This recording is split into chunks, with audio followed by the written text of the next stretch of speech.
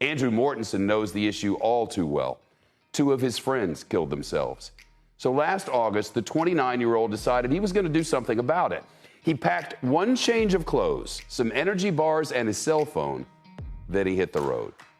So I had extensive experience in this city, but the minute I roll up on my bicycle, literally, the minute I step off my bike on a street corner, I get approached with somebody had a knife, and so he asked for an equivalent of about $50 US, and I had it, but I wasn't about to pull it out because then the whole wad was going to go away. We tend to forget that 3 years ago, the economy seemed to be on the verge of collapse. Travel was severely restricted, socializing, everyday entertainment, that was all forbidden. Around this time last year, I had the following conversation with a good friend of mine from high school, Andrew Mortensen. As widespread panic of COVID took the world by storm, Andrew was one of the first people to witness the damage, as he had been working for an airline at the time, which was brought to its knees as people stopped flying around the world. As the reality of the situation set in, Andrew kept his head held high and made the most out of the situation. At some point during the summer of 2020, I saw a post from Andrew on Instagram saying that he was 4,000 miles into a cycling trip across the United States and that he was now headed for South America.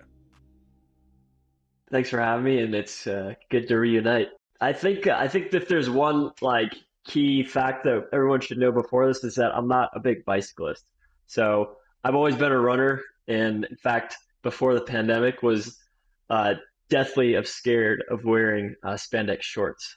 And so the pandemic changed a lot of that. First off, there was nobody out on the roads, so I could wear those spandex shorts without being seen. And then, of course, the safety aspect with no cars out there also created a great environment just for riding a bicycle. So what did I do? I rode my bike from the US to Chile, and I did it in about 8 months, basically during the peak of COVID. And for our listeners here today, that's about 17,000 miles and I believe 12 countries or so. A lot of COVID tests, a couple falls, a couple scares, but that's the crux of the ride. And now that it's over, I'm doing a little bit of biking, but a lot more running. All right.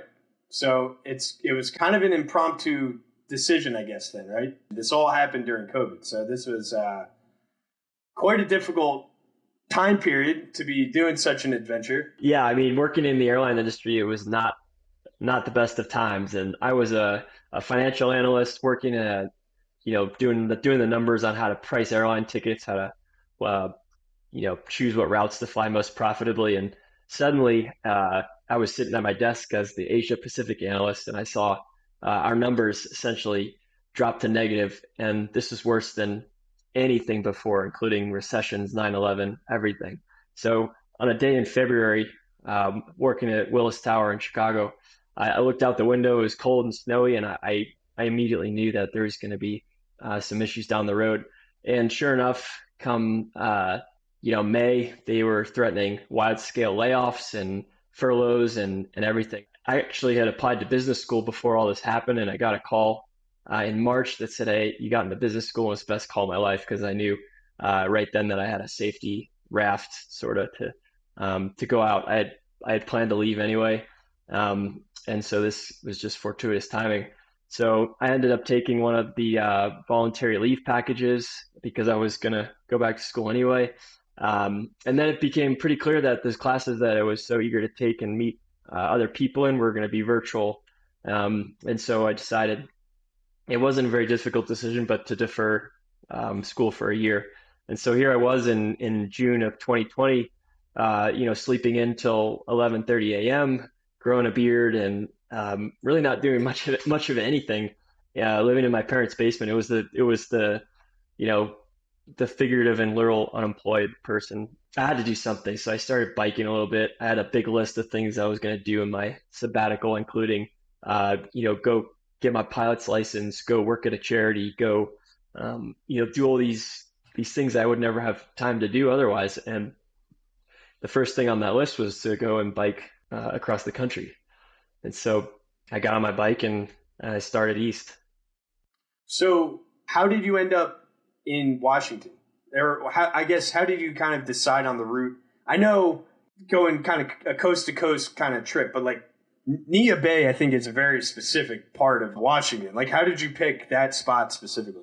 So I started in the Pacific Northwest, the very furthest northwest corner of the lower 48. So that's how I decided where to start. Oh, okay. The pipe dream was, hey, I'm going to ride my bike from, Alaska all the way to Argentina on the Pan American Highway. And COVID made that abundantly clear that both Argentina and Canada were not going to happen. And so at that point, I had to really, change my expectations. And I think during COVID, that was something a lot of us had to do is, you know, put dreams on hold, change plans, and just imagine things rather than actually doing them. And so my consolation was, hey, I'm gonna start in the very farthest corner that I can, and I'm gonna bike across the coast and touch both oceans. And that was how the dream started. That's cool, man. So I guess what I'm wondering is like, if you weren't always a cyclist, I'm in the same boat. Like I almost, now that you tell me that story, I actually didn't know the part about grad school. That was almost identical to like how my trip started, in the sense of like having that safety net and everything. But given that you weren't a cyclist, like what made you want to do the Pan American, or just like this kind of coast to coast trip, if it wasn't really like it's you were never like a passionate cyclist. So how did this kind of come to be? Was it just you wanted to push yourself, or what? Or Yeah, I think it's a good question because like, why did this dude who was always a runner doing marathons and everything, why did suddenly, switch to the bike? Like, look, why didn't you run across the you're right, country or right, something? yeah. The bike to me, like during COVID, was this perfect escape mobile. Locked inside and stuck. Suddenly, I was out on this thing and I was cruising around to new towns and new neighborhoods, and it kind of restored some of that sense of exploration and progress and speed that I otherwise wouldn't have been able to get if I was walking or even driving. It's just perfect socially distanced pandemic mobile. So I got And it's the perfect like combination of speed, because you're still going like quick where you can cover ground, but you're not going so slow that you're not like you're taking in the same thing for 6 hours straight, instead of like you can make some distance. yeah, and it wasn't this protective shell that I was in driving 60 miles an hour down the highway. I was all senses are engaged. The wind's at your face. There's bugs. There's smoke. There's uh, rabid dogs. All these things that are suddenly factors that you're really living in the environment. As I'm sure you can attest to having ridden so far as well. Like it's just a more vivid uh, experience, and so I felt like the bike was the best tool during the COVID pandemic. Okay. So then when you're planning the trip, it was originally from Neah Bay, Washington to Yorktown, Virginia, which was 4,400 miles. And it obviously transpired into something much larger. But when you were originally doing the trip, was it once you got to Yorktown that you realized you wanted to keep going? Or did you kind of know, when you first started, you're like, I'm going to go farther, but I'm only going to say I'm going to go to Yorktown, so I don't like set the bar too high? Or like, how did it go from that original trip to essentially quadrupling those miles to come up with the entire trip down to Patagonia? Yeah, you hit on a nerve for me, like a soft spot, because it was a little bit of both. So, I marched into my family room in June and I said, I'm going to bike to Argentina. And, I told my friends and family, and they're like, what are you, what? Like, who? No, like, who does that? And so, I think in some sense, I wound back my expectations a little, but otherwise, like, I also didn't want to, set a peg so far and then miss it. Um, and so this has been something in my life that I've always been working on, is like, self-confidence and assurance. And so, yeah, at the beginning of the trip, I didn't even know if I was going to make it across the country. So I only announced my trip when I got halfway across the country. And I truly didn't plan on going all the way. I had this list of other things I wanted to do, but as I got through like Virginia and riding through Illinois and Missouri, it's just like beautiful, untouched countryside, amazing people. I was in the best shape of my life. The weather in September was just unreal. And I was starting to get hooked. And so as I rode into Yorktown, I was about 75% sure I was going to continue. And and so I did. I kept going, and the same thing happened when I got down to Key West. I got to that little buoy that says, "Hey, you're 90 miles from Havana," and I was like, you know what, this is fun. Like I just downed three Dairy Queen blizzards. Like I'm a calorie machine. The weather's perfect. I This was just around Halloween. It was a good time, and so I decided again I'm gonna ride to at least to go to Mexico. And so each step of the way, I put reasonable goals ahead of me, like gonna get to Mexico City. I'm gonna get to the Panama Canal. I'm gonna get through the Andes. I'm gonna get to the Atacama Desert. And before you knew it, I was getting on a ferry and getting on the last gravel portion of the road that basically goes from Alaska down to the tip of South America. Yeah, that's awesome, man. You can't really plan that far ahead. Like you can only plan maybe 3 days.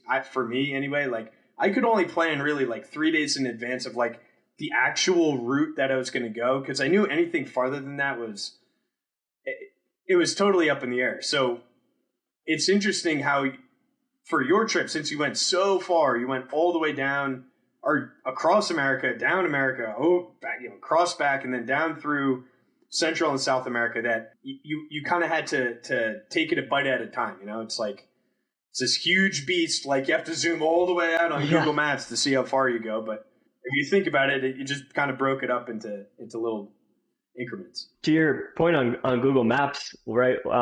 I never zoomed out on my map. Like I was zoomed in to just 1 maybe 2 days riding, never zoomed out. And so when you'll freak yourself out. Yeah, you freak yourself out. It's just impossible to plan logistically more than 2-3 days out. You don't know what's going to happen.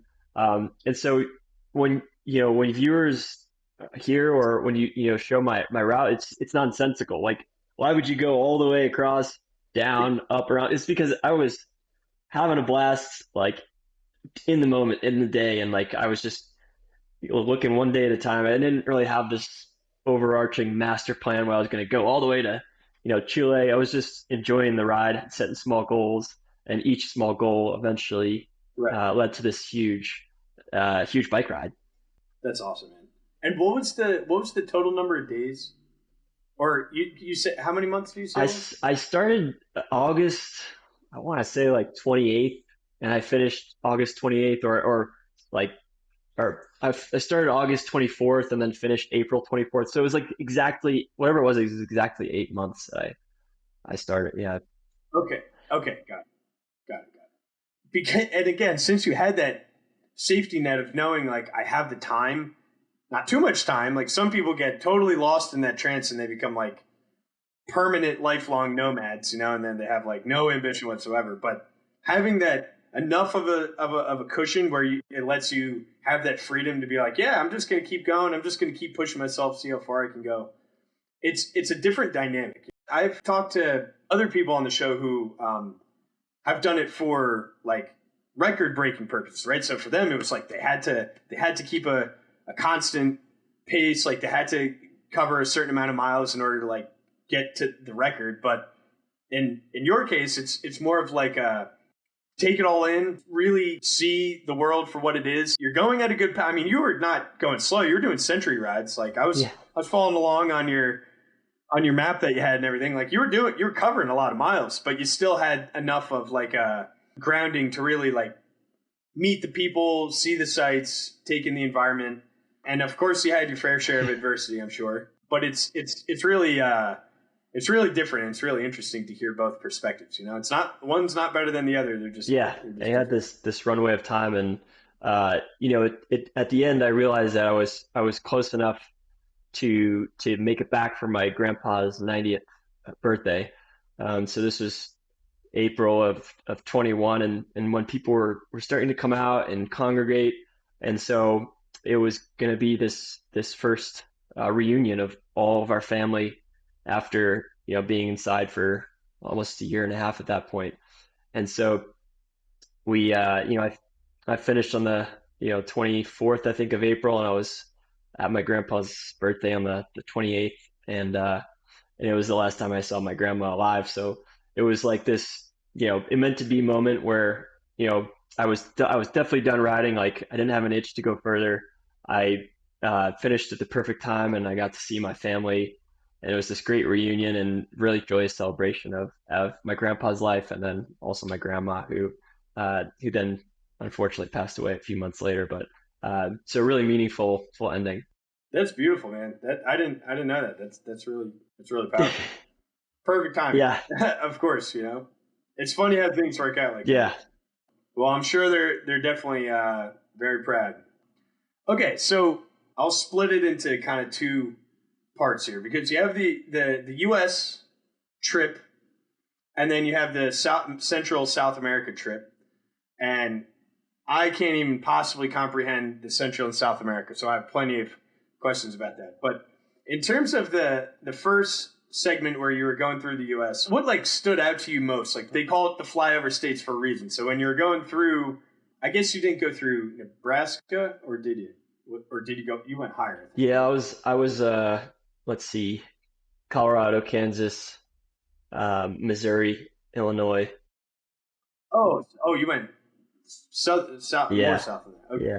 So like, yeah, what was the experience going through that? Because again, for those out there, Andrew and I are from New Jersey, so the Northeast is a whole different animal from the rest of the country. It's different than the South, different than the West, different than the Central. So how would you kind of explain or like describe the culture and how it's different from like the culture that you and I grew up?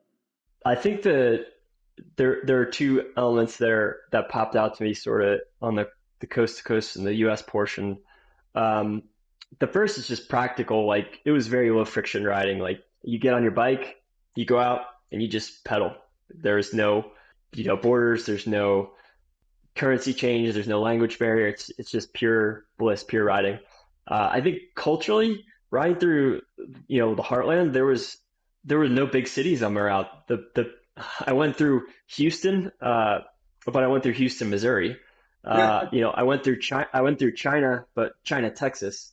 So there's these, really just tiny specks on the dot that you'll never see unless you zoom way in, and the people there, I think it's just a different pace, and it's less like homogenized like you might get in a city, and people are very uh, interesting and engaging. I found most in the heartland. It's just really interesting, awesome people that I don't know that I would have met in the city. Sure, yeah. And when you were riding, camping or couch surfing or hotels, or like what was the lodging? Like how did you kind of get, like logistically speaking? Yeah, in the US, I carried a tent.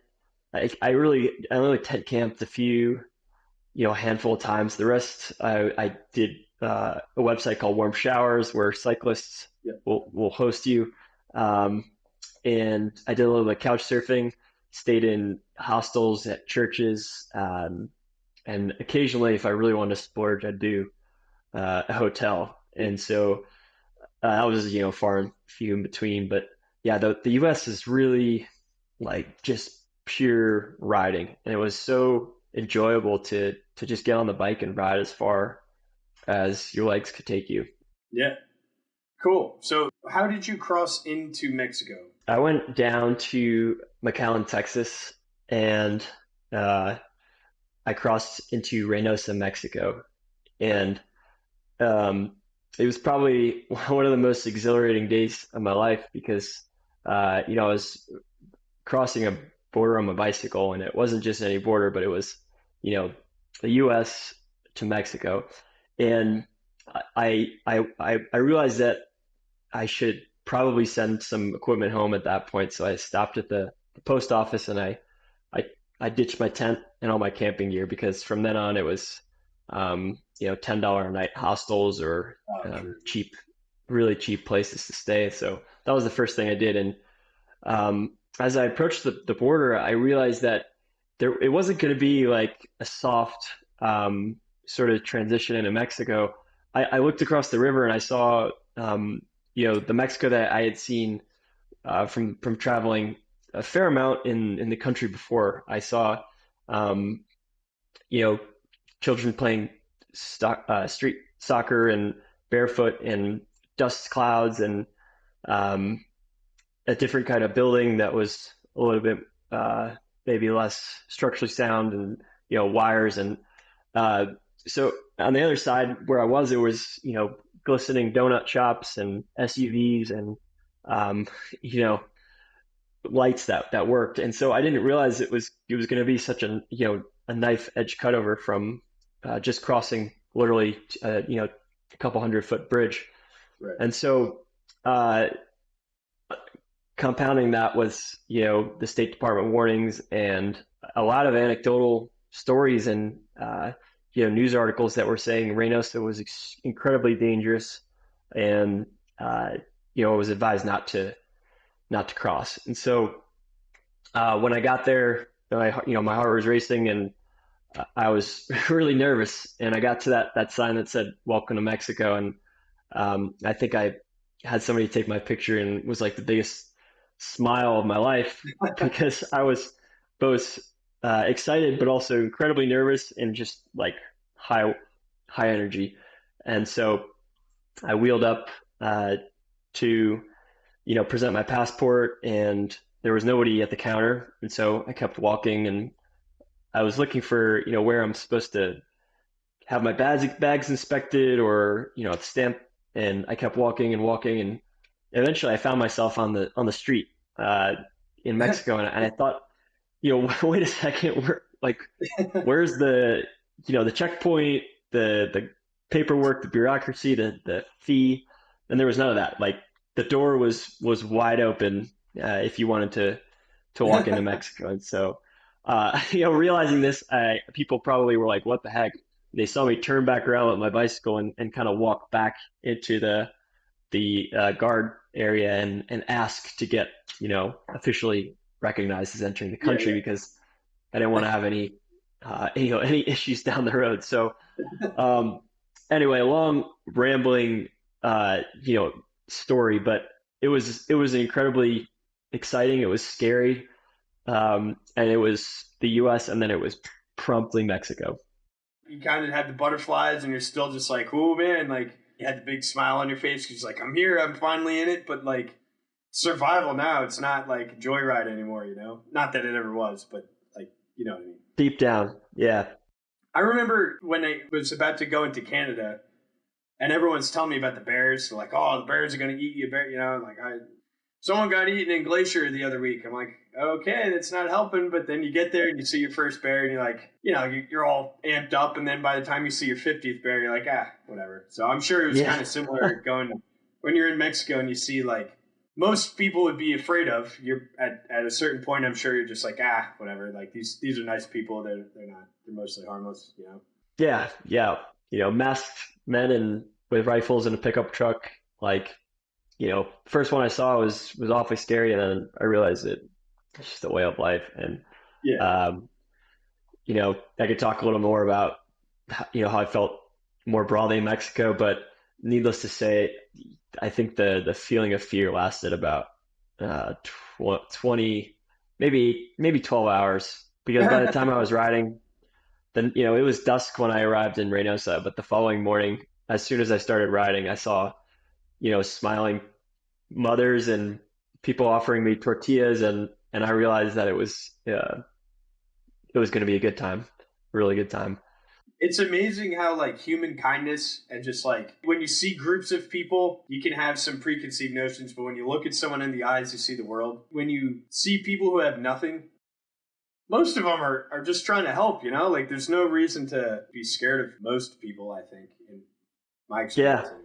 I think as much as the portrayals come out of folks having really complex, disparate beliefs, or of places being unsafe or dangerous, I think at the end of the day, like, people just want to have two things. It's like safety and have fun. And so I think a lot, a lot of my trip, I realized that those two things were at top of mind for everybody, regardless of politics or anything going on beyond that. And it was really nice just to see that in person. Yeah. So we're saying all this, and then, but I believe there was actually an incident where that was not the case. Yeah. So I, full transparency, I got robbed when I was in Mexico City. It was kind of odd because I'll just sidetrack a little. I was living in Dallas, working for an airline based there for a number of years, and when you work at the airline, you can travel pretty easily, and Mexico City was a place that we went to a lot, and I'm talking maybe more than 10, 15 times, and so I had extensive experience in this city, knowing what places are generally safe, where to eat, what to see. Um, but the minute I roll up on my bicycle, literally, frantically pedaling all day to try to get there before the sun went down, try to beat out a rainstorm. The minute I step off my bike on a street corner, I get approached with someone that had a knife, and so he he asked for an equivalent of about $50 US, and I had it, but I wasn't about to pull it out because then the whole wad was going to go away. And so I countered with and I speak decent Spanish, so I countered with, okay, let's go to the ATM and I'll get you your money. Of course, at which point I would have probably tried to yell or run or something. Um, and so he's like, all right, fine, let's go to the ATM. And so he starts leading me to his ATM, which is like down a dark alley. And I'm like, no, I want to go to my ATM. And so there was a little bit of a tussle, and he ripped the phone off of my bike and took off. And so there were two moments on this trip where my bike chain jammed. One was going up a hill in Virginia and I fell, and the other was when I was trying to chase this guy with my phone. And so unfortunately, my chase was unsuccessful, and efforts to recover the phone after contacting the police were also unsuccessful. So, Oh, as robberies go, it was impactful because the phone is everything on these trips. Like, it's your brains, it's your way to communicate, it's you're capturing everything. I had voice notes from my entire trip. All this stuff suddenly was in jeopardy, and so it's a hard thing to lose rather than. and that guy's wiping that thing clean too. Yeah, he's not saving any of those pictures.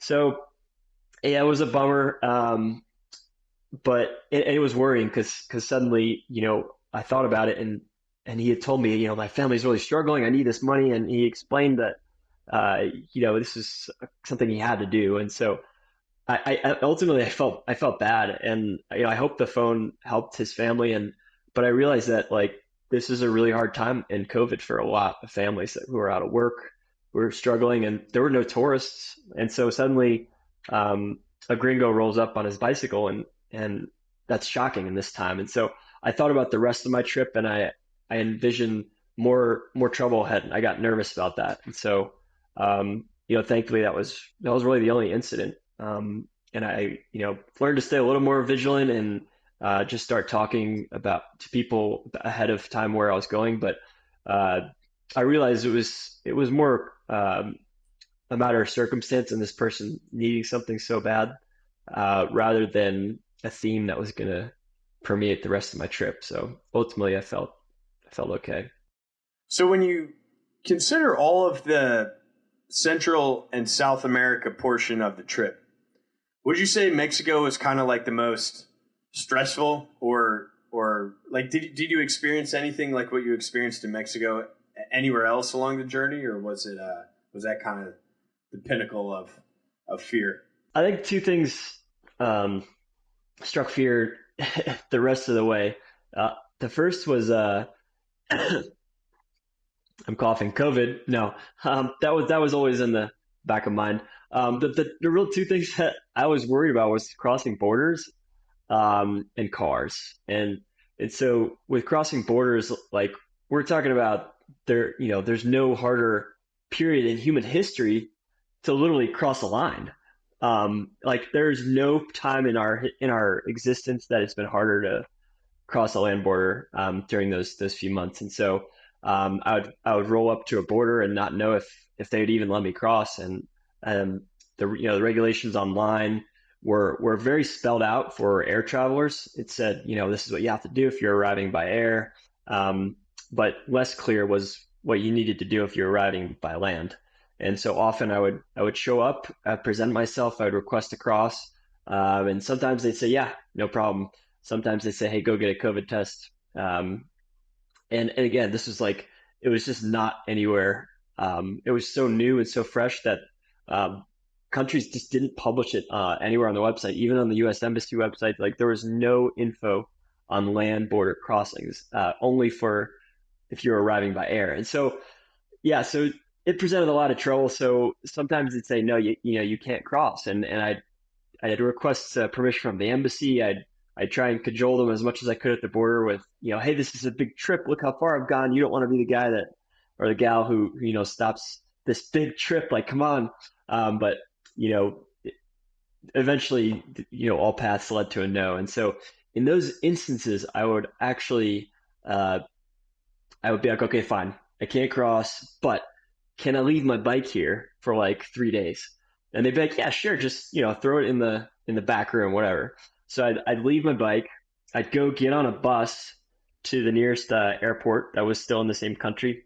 I would fly into the next country, abiding by all of the COVID regulations. I would test, I would quarantine, whatever I had to do. And I would take a bus back to the border, get on my bicycle, which was being stored in the border house, and then continue on. So I never missed a single inch on the whole trip. And so that was definitely one fear to answer the question is the border. So that was how I had to get around a few of them. And so when I finally got to Chile, it was like this relief because I just had this huge stretch of road where I could just ride now without, border crossing, all this stuff. And so that was definitely one. The other was the cars. And unfortunately, when I was in Peru, middle of nowhere in the desert, a truck clipped me from behind and sent me flying off the bike and scraped me up a good amount. And so I'm here still clipped in. I used clipped in shoes, like laying sideways on the pavement, just thinking to myself, what in the hell am I doing? Like it just hit me in that moment. Like I am in the middle of this, I think it's called the Sechura Desert in Peru. Like nobody's around and I'm riding my bicycle to Chile. And so the whole just magnitude of the trip landed with me when I fell there. And so, I got back up and the truck driver, thankfully, he stopped and instead of apologizing, came over and yelled at me for riding a bike in the middle of the desert. And so that wasn't much use. And, I'm not going to like report the guy because it's just not going to do anything. Like he's got a family. I'm fine. We all, part ways and move on. And so, but for me at that point, it kind of ruined this pact that I had with cars for almost 6.5 months at that point. It was like, I'm riding and I'm facing forward and I trust that this car that's coming within, inches or feet of me is not going to hit me because they're going to see me. And suddenly that was turned upside down. And so I installed an extra mirror on my bike. I was, frantically looking over my shoulder at every single car that passed for so many weeks. And, I even at some points when the road got really narrow and there was no shoulder, I would pay like a taxi driver who was kind of out of work from COVID. I would pay him a couple bucks to, trail me for a few hours just to make sure that I had, eyes on the back for the whole time. So, anyway, long-winded answer, but two fears that kind of permeated the rest of the trip. Okay. So then to your first point about the border crossings, I could be wrong, but there's a spot north of Colombia that you're not able to bike through? And I'm blanking on the name right now. Yeah, it's called the Darien Gap. And that's it. That's right. Yeah. The only break in the Pan American Highway all the way from the northern tip of Alaska to Argentina. And so it's you can cross it in a number of ways. You can there's no road. I guess what is it? It's basically a dense jungle where it's known for having cartel activity and a lot of migrants use it who are crossing via land. They'll hike through and It's got a reputation for being fairly dangerous, but as reputations go, we know that like a lot of those reputations were dispelled as I rode on my bike. So I can't tell you how it is there. All I know is that if I was going to cross on land, it would have taken about 2 weeks to do it, and that was 2 weeks Oh, wow. that I didn't have. And most people who are doing the trip either go by boat or take an airplane, and so Sure. I just decided to pack up my bike and hop on an airplane. So that was the only really the break in the trip, and it was like there's really no other way to go about it. Yeah. Okay. But you did end up going into Colombia, though, right? Just on the other side of the Darien Gap? Yeah, and it's ironic because the plane actually takes you. I took it to Cartagena, Colombia, and that it takes you farther than if you had just crossed sort of by land. So I ended up having to actually ride a few extra days just to compensate for that. Oh, man. But yeah, so I started in the north side of Colombia and then went south from there. Went down the west side. Yeah. Okay. And what is like the most notable cultural difference between South American culture and then like Central American, not just Mexico, but like generally speaking? Because I know they're all some derivative of Spanish or Spanish culture, but they're all uniquely different. So like, what was that like? I felt like South America was way more organized in the sense that like there were, cars that had emission standards. There were traffic safety laws. There were, stronger rule of law and trust in institutions, better like governance, policing, less corruption. All these things I'm experiencing firsthand through the trip in each of these countries I'm going through. But I felt like when I arrived in Colombia, it was on a whole nother level. Everything was really organized, and it got progressively more so until I got to Chile, where it felt like I was honestly, but pedaling back in the U.S. It was, I know we don't like to use first world, second world, but it was definitely just as good infrastructure wise and safety wise as the U.S.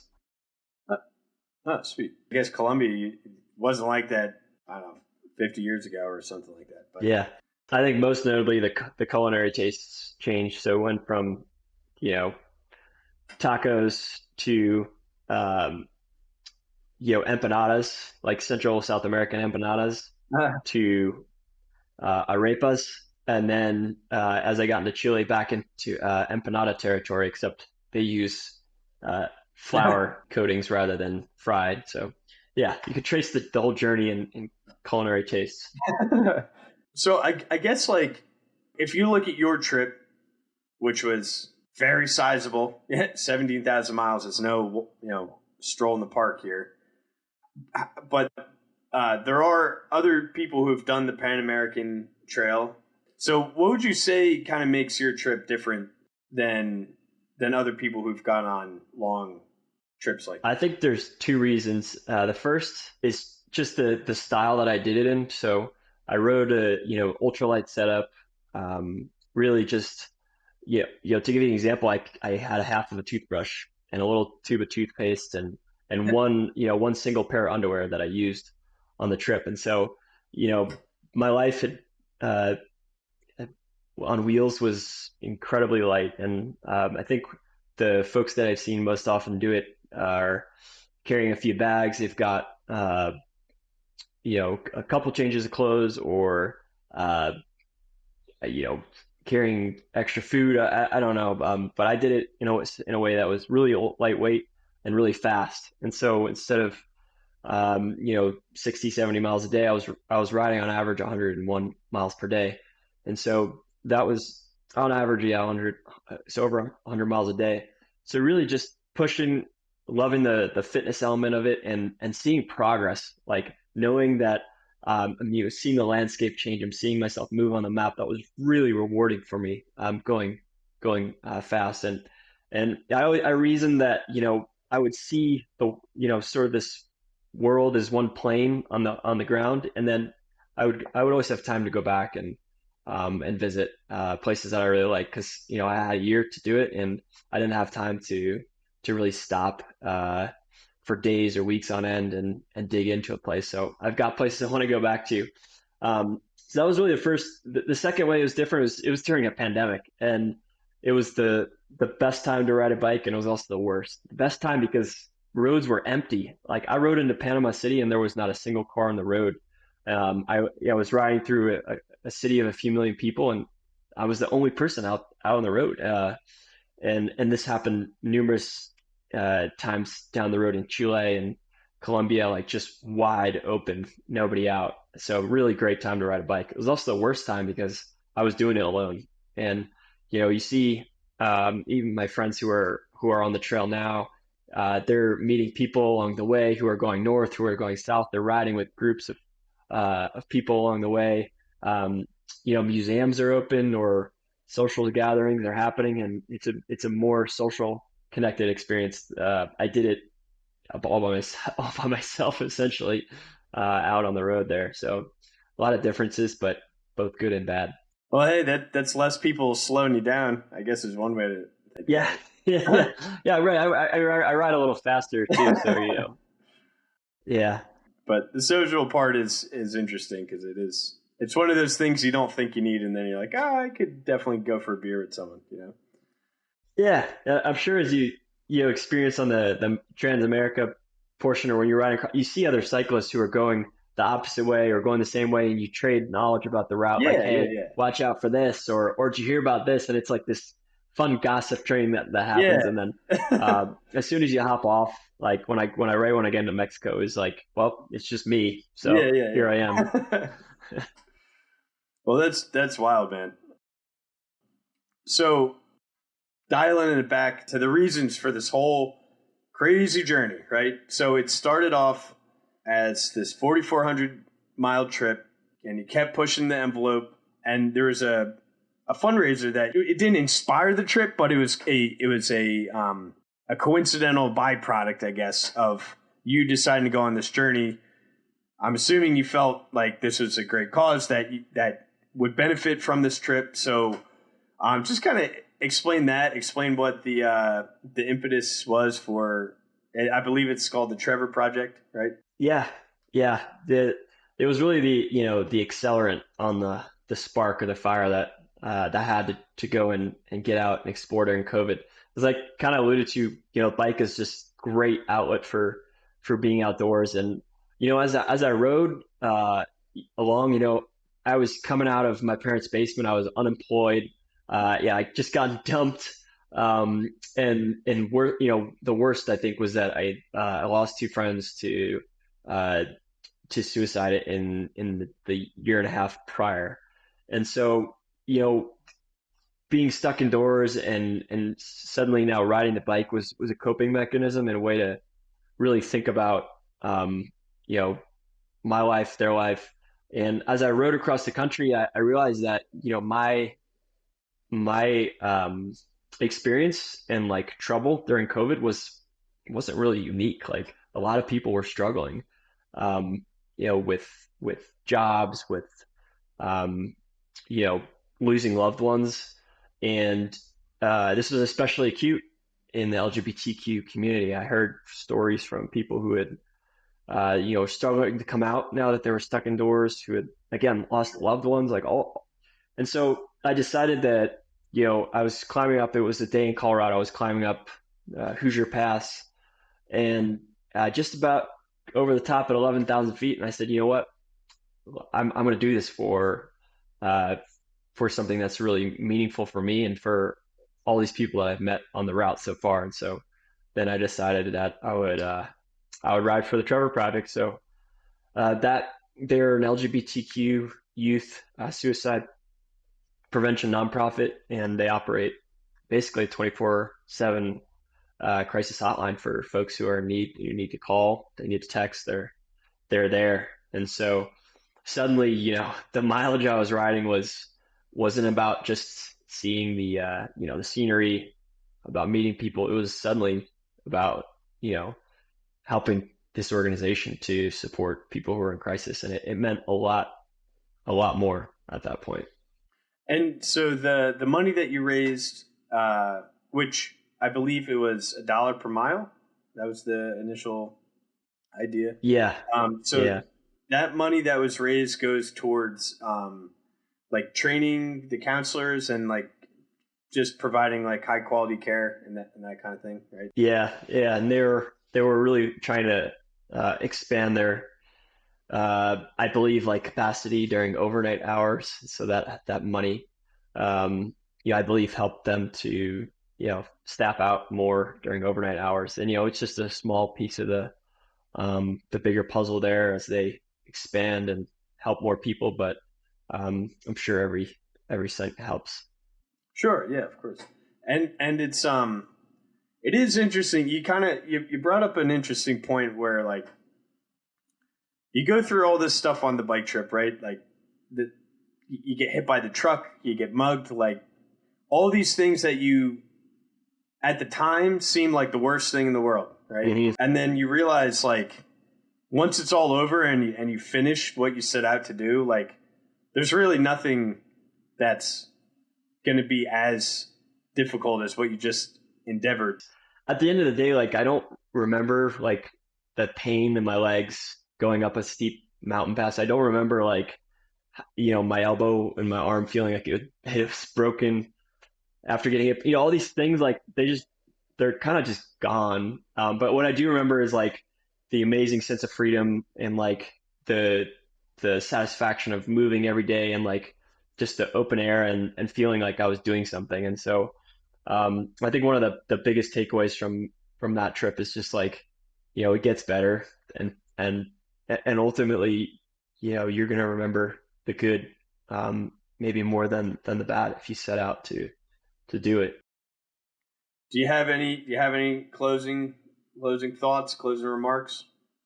Yeah, I think like when you take off on a bicycle or when you embark on any really adventure, like just stay zoomed in on your map and focus on focus on what you can do in a day and just embrace the day and worry about tomorrow. And so that would probably be the biggest piece of advice I could impart and have fun.